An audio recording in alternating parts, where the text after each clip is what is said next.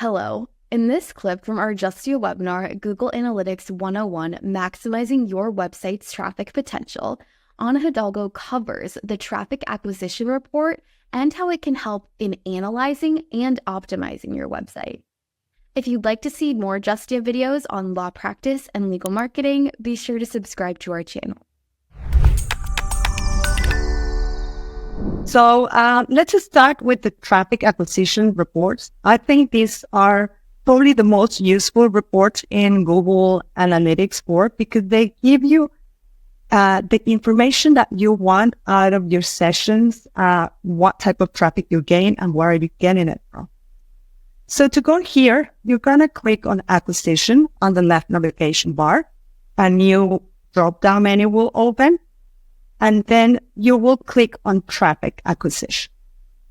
That will take you to a new screen. This is the traffic acquisition report. And it is a detailed summary of how people find your website, broken down by different acquisition methods. So the report will tell you the channels where your users are coming from, like, organic search, social media, referrals, direct traffic, email, etc., etc.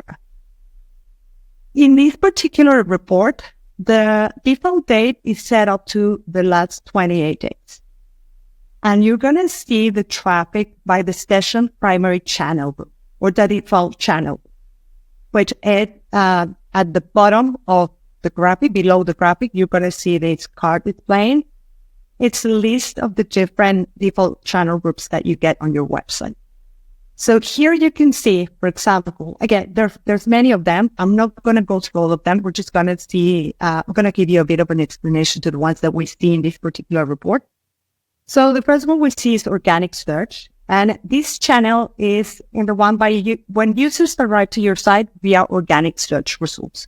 So that is Google, Bing, Yahoo, etc. Any of these different searches on these different search engines will result in an organic search. Then we have the direct traffic. And this is the channel by which users arrive at your site via a saved link or by entering your URL. If they key in at the top of your browser, they key in your website, whatever your website.com, that will count as direct traffic. Then we have this unassigned traffic. And the unassigned traffic is when Google cannot give it a value. Sometimes Google cannot identify where that visitor is coming from, so they will add an unassigned tab to it. Then we see organic social. And this is when your visitors come from social media like Facebook, Twitter, or Instagram. Let's say you did a post, and in that particular post, you put a link to your website, and people click on that link, and they get to your website from an organic social media search. Then we're going to go to paid search. Paid search is, like it says, it's paid advertising, and it comes from Google Ads or Bing Ads. So any of those, when you're paying, for your search result to show up at the top, and you have a little legend that says paid advertising. So that will be your ads. And at last, we have organic video. And this is when you have a video on YouTube or on TikTok or Vimeo, or you have it embedded on your site in any of these different video sites, and somebody plays it. That will be an organic video visit. It's not paid. You have also paid ads in these different video sites, but this is the organic one. You're not paying for these videos or for any information in these video sites to show up. So what's important to us? I would say that the key one, and the one that we're going to be looking to in this webinar, is going to be the organic search traffic. More importantly, we're going to be a bit more specific. We're going to go and look at the Google organic traffic. And why is that? If you see the numbers that were put out last week, Google takes away about 86% of researchers. It used to be 90. It's going a bit lower, but it's still a very big percentage of the search from the internet.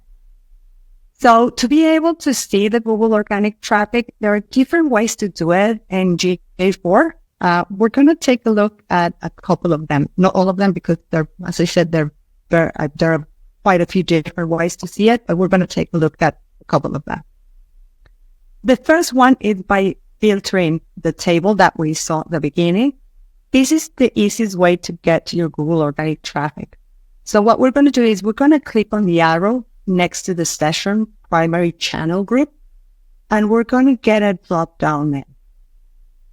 Here we can see it a bit better. In this drop down, we're going to see different options. And to be able to see the Google organic, we're going to choose the session source medium. The source will tell you the specific place the traffic came from, such as Google, being a directory listing, another website, and social media. And the medium is going to tell you the type of traffic. Is this organic traffic? Is it referral traffic? Is it ads or paid social? So once we do that, we get a new updated table. And in this table, you can see now that we have the source medium. At the top of it, you're going to see Google Organic. And, usually Google Organic is at the top because, as I said, it's the search engine that gets the most traffic. But let's say that we just want to see the Google Organic. We're not going to go through all of them. We just want to take a look at the Google Organic traffic so we can analyze the traffic. So we're going to have to set up another filter. And how do we do that? We're going to have a little search box at the top of the list. And here you're going to key in the words Google/organic. It has to be done exactly in the same way that it's displayed on the list. Otherwise, you're not going to get it. And if you see, now we have the Google Organic traffic just by itself. Another way to get to the Google Organic traffic is by adding filter. And how do we do this? So we're at the top of the screen, you're going to see under traffic acquisition, you're going to see a little button that says add filter. Once you click on the add filter, you're going to get a new window opening on the right navigation of the website. And here, what you're going to do is you're going to build your field. So for this one, we're going to key in the different sections. The first one is that we have to add a dimension. And the dimension that we're going to use, we're going to pick it from a drop-down menu that you see here. And we're going to select the session source medium, which is the same thing that we did when we did the search on the drop-down. Once we select source medium, we're going to have to match a type because we want to see just the Google Organic traffic. So you're going to get another drop-down menu with a list of different options. Here, you're going to choose the exactly matches. Finally, we have to key a value. So this value will be also picked from the drop-down menu that you see below the value section. And here we're going to choose the Google Organic. Once we have it, we're going to click on apply. And we're going to get now our Google Organic traffic.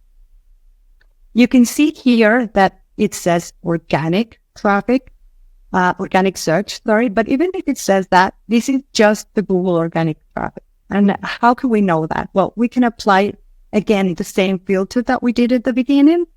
We can look for the session source medium in the search box. We can select the session source medium.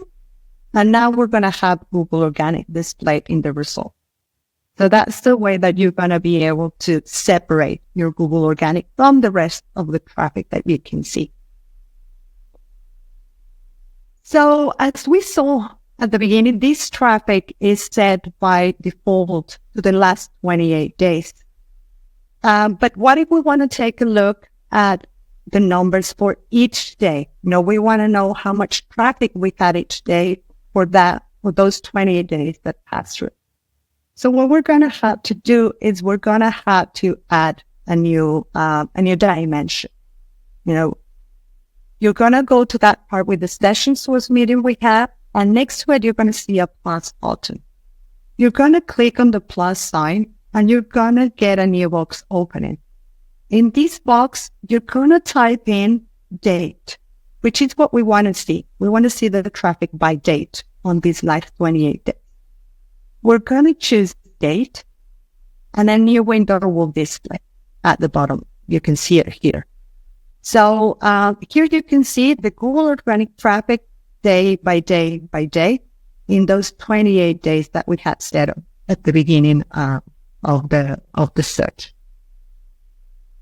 So but let's say, I don't want to see the last 28 days. I want to have a view to a full month. I want to know how my traffic was in March this year. So what we're going to do is we're going to use the date picker, and we'll do this by clicking on the dates that we have at the top right of the screen. Once we click that, we're going to get this box. And on this box, we're going to choose the different dates. You can see here that I picked March 1st and the 31st of March. Once we have that, we click on apply. And now we're going to get the Google organic traffic for those dates, for that particular month. But let's say, okay, I have my traffic for this month. But what happened at the same time last year? How was my traffic in March in 2023? Well, Google also gives you an option to compare your traffic. So you're going to go again to the date picker, and you're going to click on it. And by scrolling down, you're going to see compare. You're going to activate that compare button. And then you're going to choose the same period last month. That way, you're going to have the month of March from 2024 compared to the month of March in 2023. You're going to click on apply, and now you're going to get your traffic for those dates. You can see it here. You can see that one, the first date from 2024 at the top, and then you can see the 2023 at the bottom. And you can see the comparison and the traffic difference between those dates. So this is your graphic that you get from doing, all that filtering. But if you were familiar to Universal Analytics, you will notice that this graph does not show the comparison graph like it used to do in Universal Analytics. This is the way it used to look in Google Analytics when you look for the traffic acquisition report. So since we do not get this in GA4, what I'm going to try to do is I'm going to try to show you how you can get something similar to this, so you can analyze your Google organic traffic in an easier way, if you can say it like that. So we're going to go to the traffic comparison graph. The traffic comparison graph is a great way to see how your traffic behaves through time. And if there is a drastic change in your traffic, it will help you analyze the changes. It will tell you when it happened. So you can see if that change in traffic happened when you updated some content, or if there was a Google algorithm change, or if you changed your domain. So that's why we want to look into this traffic comparison. And how are we going to do this? Okay. We're going to have to go to the reports snapshot from the traffic acquisition. So you're going to click on the link to the reports snapshot, and you're going to get a new window.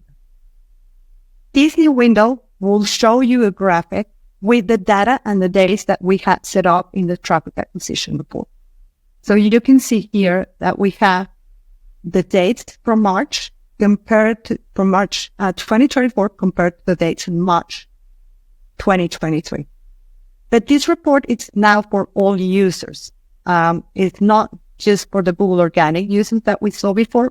Because we had to go into a different report.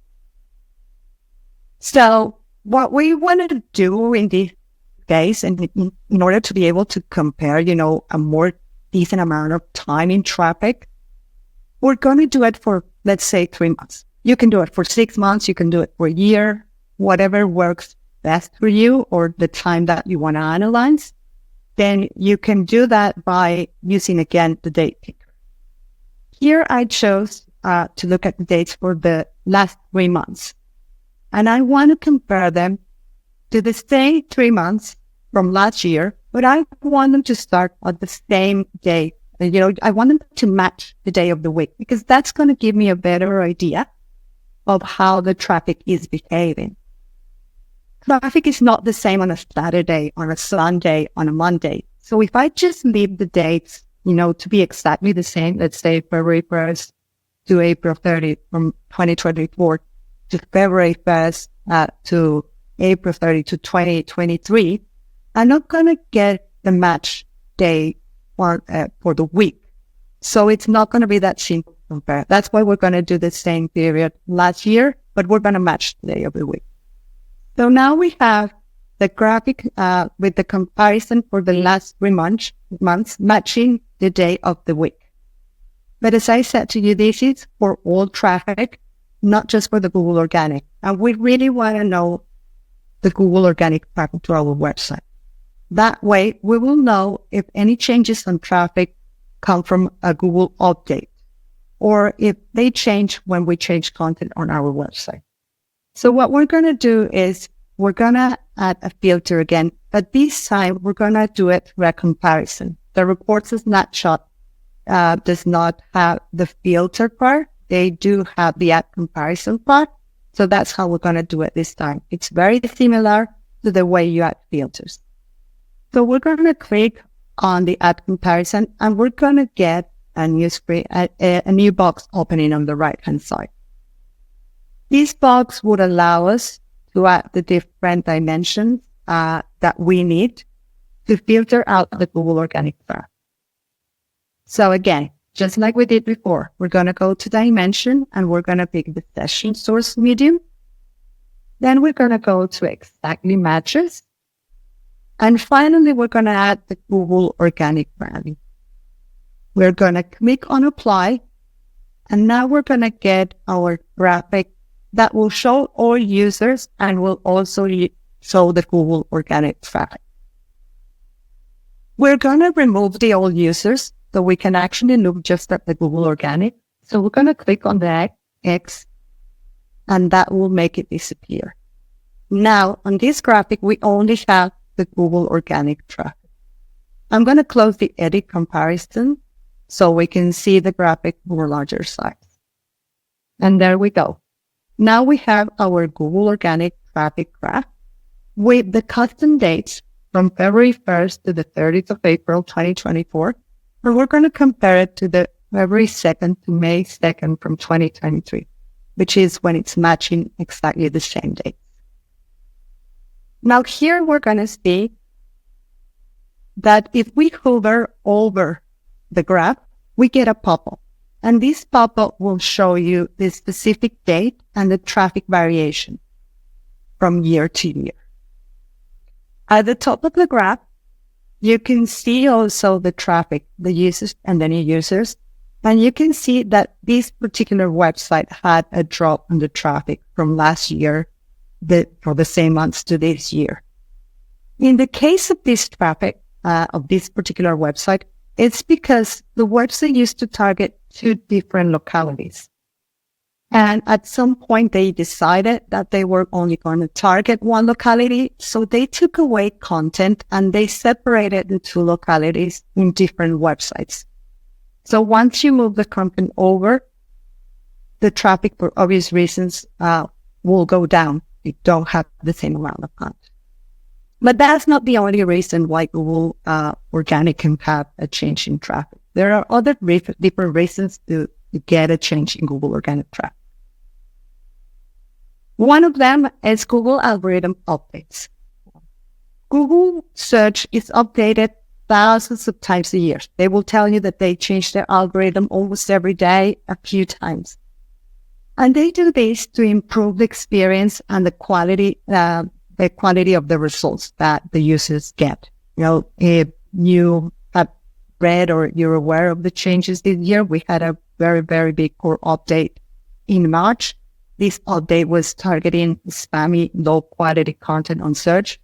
And this update affected quite a few websites. But this could be for, also for good. If you have a really, really good website and your content is really good and you give useful information, then a Google algorithm update can make your website gain traffic instead of losing traffic.